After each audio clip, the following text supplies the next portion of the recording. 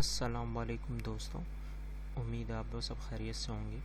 آج ہم لوگ اپنا لیکچر نمبر 29 کے لیکچر نمبر 29 پڑھنے جا رہے ہیں۔ پاکستان اسٹڈیز کا کراچی بورڈ کا 9 کلاس کا لیکچر۔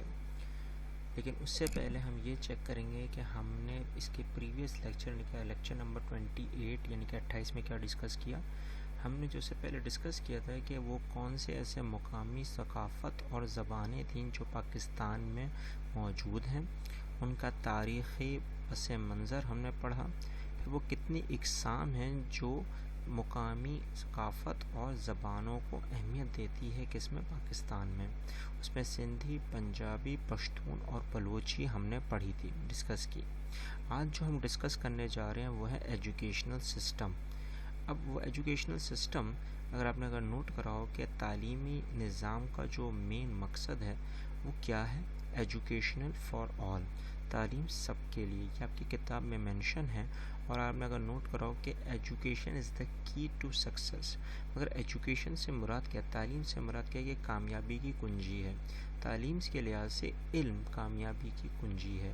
تعلیم کا ذکر جب آتا ہے تو کہیں نہ کہیں اس میں سب سے اہمیت کا حامل بنتی ہیں کیا، نالج، علم۔ اب اس علم کے حساب سے اگر دیکھا جائے تو تعلیم کس طرح سے ہمیں بیان کرتی ہے کہ کسی بھی ملک کی ترقی اور فروغ میں تعلیم کو ایک اہم مقام حاصل ہے، اور اس کی بدولت افراد علم و آگاہی کی دولت سے مالا مال ہو جاتے ہیں۔ علم ایک ایسی قوت دولت ہے جو استعمال کرنے سے بڑھتی ہے۔ اس کا پورا مقصد جو آپ کو انگریزی میں لکھا ہوا ہے اس کا یہ ہے۔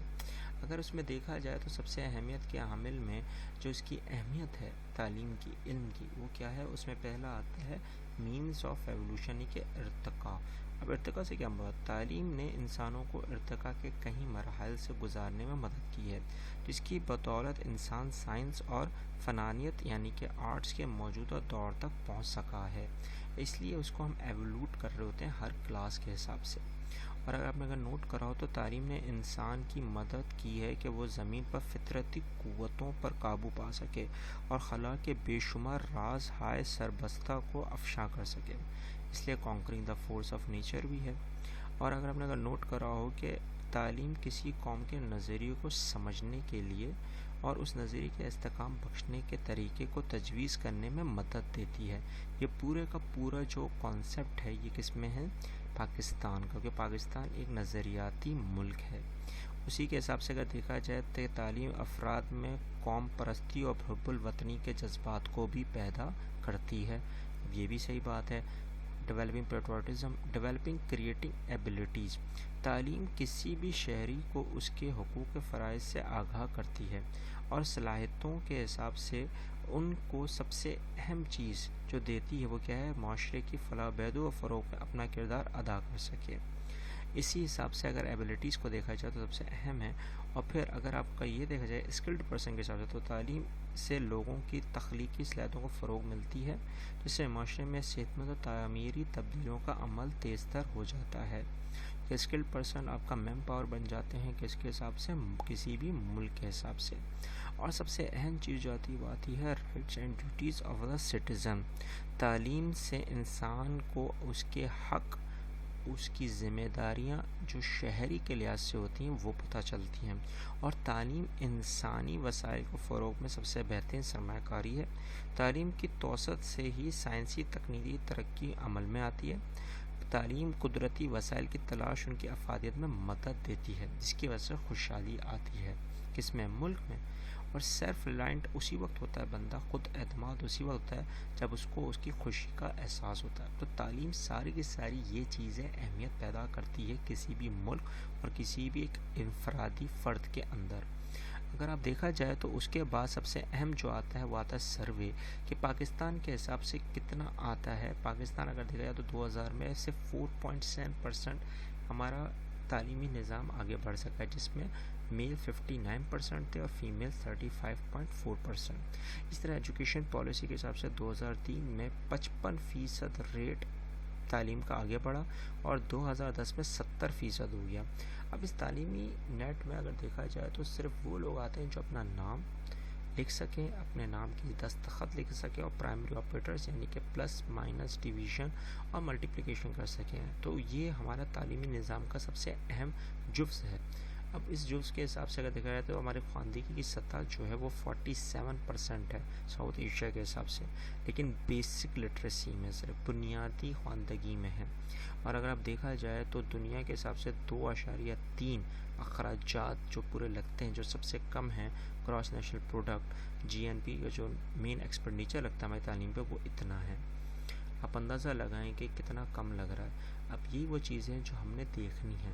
تو اس کے لحاظ سے ہمارے ملک میں مشکلات ہیں، پرابلمز، فیکٹرز بھی بڑھتے ہیں، اسباب یعنی کہ عوامل بڑھتے ہیں.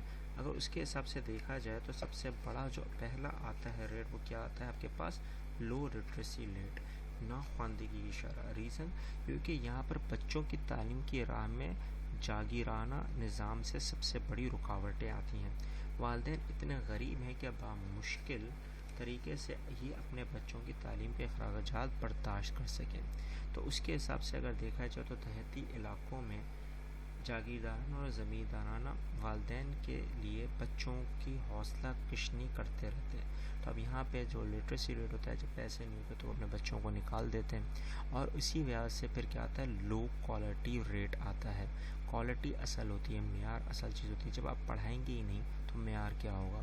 اسی طرح پھر ہماری جو کاسٹ لیول ہے، وہ غریب بچے جو کم معاوضے پر کام کرانا چاہتے ہیں، اور پھر اسی کے حساب سے جتنی زیادہ آپ کی تعلیمی نصاب کا لیول بڑھتا جاتا ہے، اتنی ہی آپ کی کاسٹ یعنی کہ آپ کے اخراجات بھی بڑھتے چلے جاتے ہیں. اور اس سے پھر ہماری کیا ہوتی ہے؟ اخلاق کی سمت یعنی کہ مورل ڈائریکشن میں کمی آنا شروع ہو جاتی ہے کہ ہم کیوں پڑھیں، پڑھنے کا کوئی فائدہ تو ہے نہیں. اور اسی حساب سے ہمارے یہاں بورڈ سسٹم، جو ہمارے کتنے بورڈز ہیں، کوئی ایک یونیفارمٹی بورڈ ہے ہی نہیں. ایک بورڈ ہونا چاہیے. جیسے اگر دیکھا جائے تو کراچی بورڈ صرف کراچی بورڈ ہونا چاہیے، سندھ بورڈ تو صرف سندھ بورڈ ہونا چاہیے.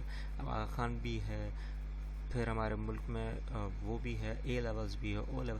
اب اتنے سارے اگر بورڈز ہوں گے تو بچہ کس طرف جائے گا؟ تو یہاں پر کوئی یونیفارمٹی ہے ہی نہیں. اور جب یونیفارمٹی نہیں ہے تو اسی یونیفارمٹی کی ان یونیفارمٹی کی وجہ سے ثقافتی اور سماجی امتیازی کے ڈسکرمنیشن بھی آتا ہے. کوئی بچہ بولتا ہے کہ میں او لیولز میں ہوں تو کوئی بولتا ہے اے لیولز میں ہوں، کوئی بولتا ہے میں کراچی بورڈ میں ہوں تو کوئی بولتا ہے میں پنجاب بورڈ میں. تو اس طرح سے ان کا میازی جو امتیازی مزاج جو ہوتا ہے وہ خطرے میں پڑ جاتا ہے. اور پھر یہاں پھر آپ کے پاس کلاسز چلنا شروع ہو جاتی ہیں، ایک اپر کلاس اور ایک لوور کلاس. یہ وہ ساری چیزیں تھیں جس کے حساب سے ہمارا ایجوکیشن کا نظام بہت زیادہ پیچھے ہے. آپ لوگوں کو اتنی سمجھ تو ہوگی کہ ہم لوگ اتنی آرام سے تو یہ لکھ سکتے ہیں کہ کہاں کا ہمارے تعلیمی نظام کا بگاڑ ہے. اب اسی حساب سے آج جو ہم نے آخری ٹاپک پڑھنا ہے وہ کون سا ہے؟ Information technology. اب یہ آئی ٹی کیا ہے؟ آئی ٹی اگر دیکھا جائے تو یہ کمپیوٹر کے لحاظ سے جتنی بھی وہ چیزیں جو ہم لوگ اپنے الیکٹرانک اسٹورز کے ذریعے اپنی انفارمیشن ورڈز، پکچرز اور ساؤنڈ کے ذریعے لوگوں تک پہنچاتے ہیں، وہ الیکٹرانک آلات سے جس میں کمپیوٹر اور نیٹ ورکنگ آتی ہے، تو ہم اسے کیا کہتے ہیں؟ Technology, information technology. کیونکہ ہم لوگ انفارم کر رہے ہیں. جیسے میں آپ کو پڑھا رہا ہوں، یہ پورا انفارمیشن ٹیکنالوجی ہے، کیونکہ میں اس کمپیوٹر کے رکھتے ہوئے اپنی ساری چیزوں کو آپ سے آگاہی میں لے کر آ رہا ہوں. اب یہ وہ چیزیں ہیں جو سب سے زیادہ اہمیت تعمیر میں رکھتی ہیں، کیونکہ انفارمیشن ٹیکنالوجی سے ہمیں جو سب سے زیادہ اہم چیز ملتی ہے کہ ہمیں حالات حاضرہ کا پتہ چلتا ہے پوری دنیا کا، کیونکہ ہم اپنی نیوز، خبر، ایونٹ سب ایکسچینج کر رہے ہوتے ہیں. پھر اس کے حساب سے ٹریڈنگ بھی ہو رہی ہوتی ہے، تجارت جس کو ہم دیتے ہیں نا آن لائن سروسز، وہ بھی ہو رہی ہوتی ہے. اسی کے حساب سے لوگوں کو اویئرنیس ہو رہی تھی. جیسے میں آپ کو اویئر کر رہا ہوں، میں آپ کو سمجھا رہا ہوں، آپ کو چینج کرنا ہوں، پوری دنیا کو چینج کرنے پہ لگا ہوا ہوں، کیونکہ اصل چیز کے حقائق آپ کے سامنے رکھ رہا ہوں. تو یہ وہ چیزیں ہیں جو سب سے زیادہ اہمیت کے حامل ہیں. اور پھر اس سے ایک بندہ نہیں، لاکھوں بندے کنیکٹڈ ہو جاتے ہیں. پھر اس کے بعد سب سے اہم چیز جو آتی ہے وہ آتی ہے کیا کہ یہ ہمارے لیے سب سے زیادہ بینیفیشل، فائدہ مند ثابت ہوتی ہے کب؟ جنگ میں اور امن میں.